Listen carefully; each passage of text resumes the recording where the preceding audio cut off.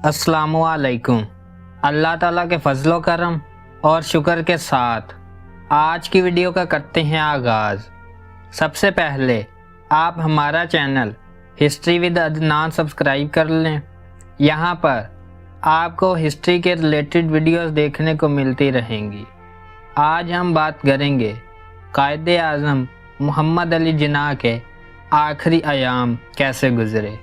आइए वीडियो का करते हैं आगाज़।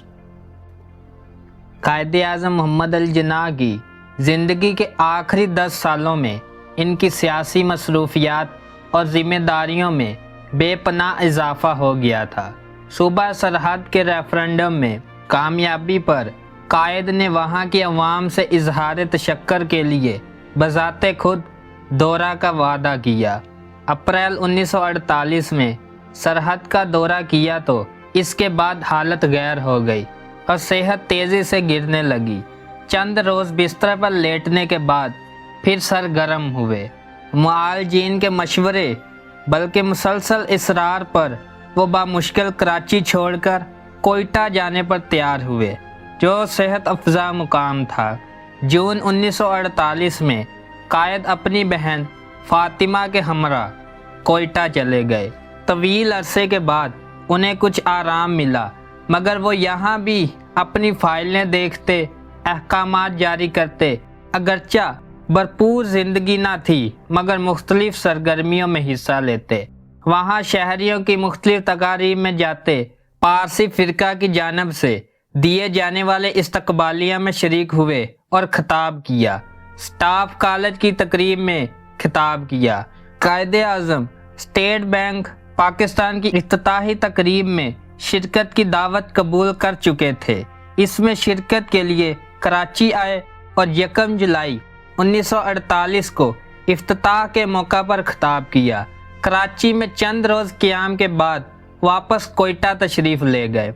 मुआलजीन ने अब हर किस्म की सरगर्मियों पर मुकम्मल पाबंदी आयद कर दी और मुकम्मल आराम का मशवरा दिया। यहाँ तक कि मुलाकातों पर भी पाबंदी लगा दी। इसी दौरान मीर लायक अली वज़ीर आज़म हैदराबाद दक्कन अपनी जान की बाजी लगाकर पाकिस्तान आए और कोयटा में कायद से मुलाकात के लिए पहुँचे, मगर कायद शदीद अलालत के सबब इनसे मुलाकात न कर सके।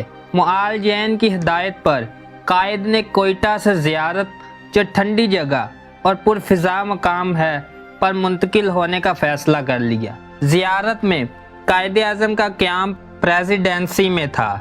ये एक खूबसूरत 2 मंजिला इमारत है, जो वसीओ अरीज़ कुशादा, सब्ज़ाज़ात, फलों फूलों और घंटे दरख्तों से घरी हुई है। कायद इस माहौल में बहुत खुश हुए। कायदे आज़म की इलालत में शिद्दत आ गई तो कर्नल इलाही बख्श को लाहौर से बुलाया गया। कर्नल इलाही बख्श ज़ियारत पहुँचे। 24 जुलाई को तफसीली मुआयना किया। अगले रोज़ कोयटा से सिविल सर्जन डॉक्टर सदीकी और पैथोलॉजिस्ट डॉक्टर महमूद ज़रूरी आलात के साथ ज़ियारत आ गए। खून और थूक के मुआयने के बाद फेफड़ों में वरम तशखीस किया और वो कई साल से इस मर्ज़ में मुब्तला हैं। कायदे आज़म ने कहा कि आप फातिमा को इसके बारे में ना बताइए कि वो एक खतून है। इन दिनों कायदे आज़म की मुलाकातों पर मुकम्मल पाबंदी थी, मगर अमेरिका में सफ़ीर पाकिस्तान मिस्टर असफ़हानी ज़ियारत पहुंच गए। वो कायद के रफ़ीक़े ख़ास थे।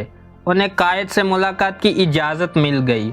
मुसलसल गिरती हुई सेहत पर डॉक्टर इलाही बख्श की तजवीज़ पर लाहौर के डॉक्टर रियाज अली शाह, डॉक्टर आलम और पैथोलॉजिस्ट डॉक्टर गुलाम मोहम्मद ने ज़ियारत पहुंचकर मुआयना और टेस्ट किए और कर्नल इलाही बख्श की तशखीस की तायद कर दी।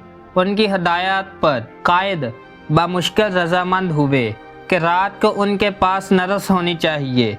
जुलाई के आखिर में वज़ीर आज़म लियाकत अली और सेक्रेटरी जनरल काबीना चौधरी मोहम्मद अली अचानक ज़ियारत पहुँचे।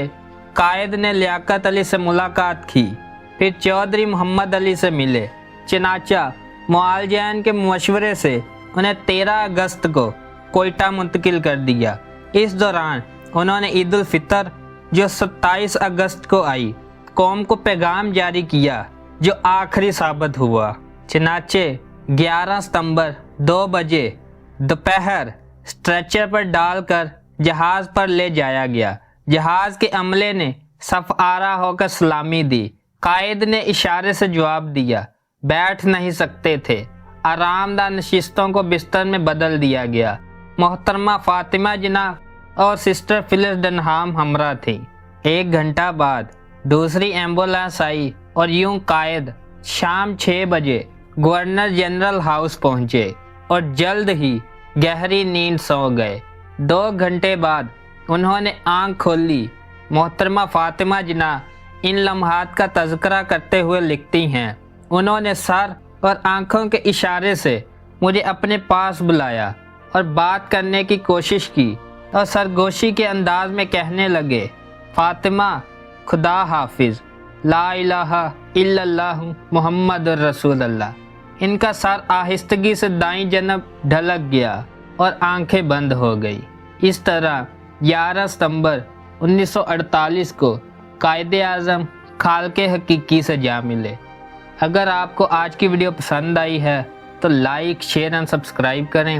آج کی ویڈیو کا کرتے ہیں اختتام۔ اللہ حافظ۔